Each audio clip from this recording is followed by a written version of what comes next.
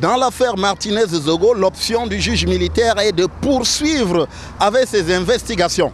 Après l'information judiciaire qui avait pris le mois d'octobre et une partie du début du mois de novembre, on en est maintenant aux confrontations suite aux déclarations des uns et des autres. Et aujourd'hui, depuis 10 h du matin, c'est la confrontation entre le commissaire divisionnaire Maxime Ekoeko, directeur général de la Direction générale de la recherche extérieure, et le lieutenant-colonel Justin Danoué.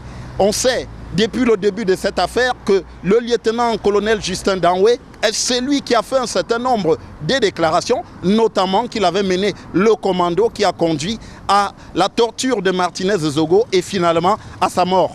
Le lieutenant-colonel Justin Danoué qui a également mis en cause le commissaire divisionnaire Maxime Ekoeko, son patron à la DGRE, lequel lui a affirmé qu'il n'était au courant de rien dans cette affaire. C'est donc à la suite des nouvelles auditions faites par le juge militaire assisté par le commissaire du gouvernement et 3 de ses substituts que le juge militaire mène maintenant les confrontations, ce qui laisse entendre qu'il y a toujours des divergences dans les déclarations du commissaire divisionnaire Maxime Ekoeko et du lieutenant-colonel Justin Danoué.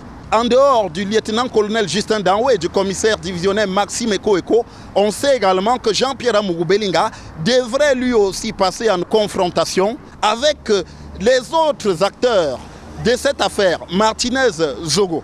Dans cette procédure, il s'agit donc pour le juge de se faire ses propres certitudes avant d'envisager effectivement d'aller vers un procès dans les prochaines semaines, voire les prochains mois. Depuis le tribunal militaire, pour Equinox Télévision, Joël Essengue, Gizogo.